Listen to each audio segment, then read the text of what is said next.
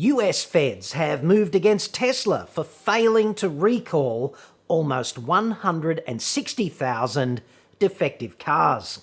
Details next.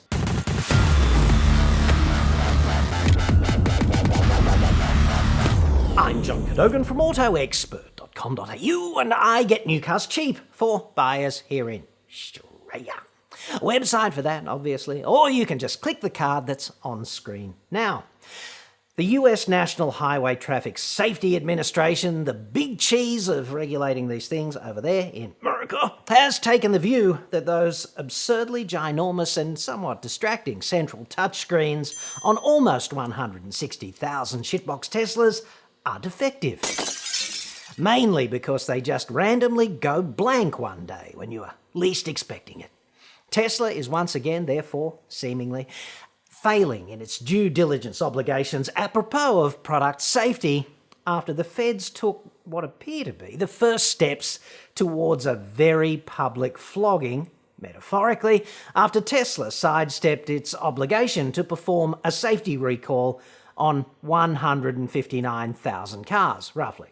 That's a number equivalent to well over a quarter of last year's total Tesla production. So, well done, dudes. Yet another example of Genius Elon's amazingly cutting-edge technology. Yes. The defect this time causes the reversing camera not to work and the windscreen defrosters likewise to fail. Chimes and other alerts that form part of Tesla's not really AutoPilot system also fail to work when this happens. So, well done there, systems engineering dudes. I think you'd agree it's all somewhat inconvenient if this happens when you're asleep on the Interstate at 75 miles an hour or something because you have put your faith in Electric Jesus and, for whatever reason, you actually thought the term AutoPilot was loosely related to what those two words actually mean in the dictionary, you friggin' pelican. The feds have taken the inconvenient, for Tesla, view that this is a safety issue because they say, using what we in the real world call facts and reasoning, that the failure of the screen increases the risk of death and or carnage, and therefore it is somewhat deserving of a safety recall. Go figure. Diplomacy failed here, apparently, after Tesla invited the regulator to insert its head into its own digestive tract following initial advances. I don't for a moment think that's exactly what they said, I'm just paraphrasing. So the feds are taking steps now consistent with dragging a 2-year-old having a tantrum into a suitably high court to sort all of this out like the grown-ups they purport to be, which will be most entertaining indeed. It's obvious to me that Tesla told NHTSA to go pound sand, so what they're about to get, they've earned it. That's the informed view of a dude named Frank Boris, a former bigwig in NHTSA's Office of Defects Investigation, who now runs an independent safety consultancy. He's the kind of dude who's seen this process before, up close and personal, and from the inside, and he's kind of now free to speak publicly about it because he's no longer a Fed. This kind of behaviour, Tesla's behaviour, and the problem itself is why I just laugh out loud when the faithful tell me how advanced Electric Jesus has made his planet-saving cars. Pro tip for you fanboy commenters, and I know you want to rip into me in the comments, like have at it, knock yourself out, but not before commenting, dude. Do these things in the right order. On Tesla's allegedly unique tech, okay? Dude, Tesla has no unique battery tech. That whole concept is absurd. It's emblematic of people who don't actually know what tech is. Tesla uses lithium-ion tech, just like everyone else. The genie's out of the bottle on this. There's been 30 years of research in the public domain, meaning electrochemistry is fully understood. Lithium is already the most reactive metal in existence, okay? There's no better option for batteries.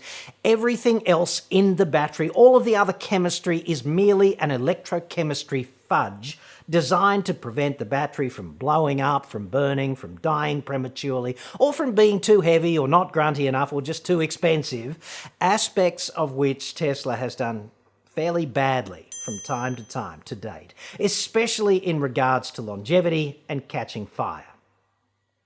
The Tesla supercharger network, okay? It's not unique tech, dudes. It's a bunch of fairly conventional boxes connected to the grid. AutoPilot, not unique tech. It's roughly as advanced as Daimler's autonomous driving tech, only Daimler has at least the good sense not to inflict that tech on the public until the bugs are all sorted out. Tesla beta tests its autonomous tech on the public, which is disgraceful in my view. No other company would get away with doing that. Over-the-air updates, okay? Not unique tech. It's exactly the same tech that Apple and Google do with operating systems on phones and computers, only like outrageously audacious assholes. Tesla does not give you the option of declining a so-called upgrade, which, let's not forget, is in some cases actually just a performance downgrade. Nor does Tesla give you the option to revert to a previous version of the operating system if you just don't like what they just did, which to a rational person would seem as if you don't actually own the car. Just saying. Now, where were we? Ah yes, the recall. The non-recall. The lack of a functioning windshield defogging and defrosting system may decrease the driver's visibility in inclement weather, increasing the risk of a crash. That's just part of a long letter from the feds, who found more than 12,000 Tesla owners complaining about this defect, which affects 2012 to 2018 Model S shitboxes and 2016 to 2018 Model Xs. The feds say the defect occurs because the processors driving the fat screens are designed for early obsolescence. Apparently they have a finite number of program and erase cycles, after which they simply decline to function any longer, a process which takes about 5 years of ordinary driving. The feds go on to say that this is insufficient for safety-critical features. I say this is clearly an asshole move that seems to serve no purpose whatsoever, other, of course, than to sell a shitload of expensive replacement screens to the faithful a few years down the track. Yes. And apparently, I'm not alone in this determination. I think it's planned obsolescence, which requires physical replacement of a part which Tesla tried to gloss over by sending a software update. That's an informed assessment from Jason Levine, the executive director of the US Center for Auto Safety, a not-for-profit organisation.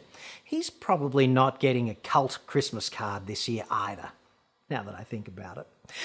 The Fed-type investigation, right, it's been going on for about 6 or 7 months now. This is the latest step in this process. Tesla did try over-the-air Band-Aid repairs to the affected shitboxes several times, which all failed. Thanks once again to Rocket Man's brilliant Tony Stark-style tech. He's nothing if not consistent. The stern letter from the US Traffic Safety Feds is the first step in a multifaceted journey which hopefully ends with the US Department of Justice handing Tesla a lithium-flavoured enema in the public square and presumably an over-the-air certificate entitled "Should have just done a recall, dudes," like a more responsible car maker would have. I doubt any of this is going to make all that much difference to the faithful, however it pans out.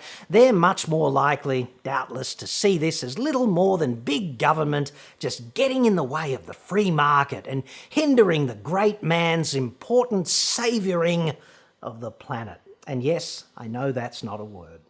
Pro tip for you, you Tesla fanboy pounding away in the comments: batteries are neither sustainable nor renewable, dude.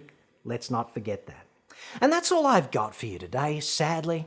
Just remember, though, Jesus's message is not nearly as compelling without some bad guy in the furnace down there. We're all here serving a purpose, I'd suggest. So, this is Tailpipe Satan down here in the palatial fat cave, signing off.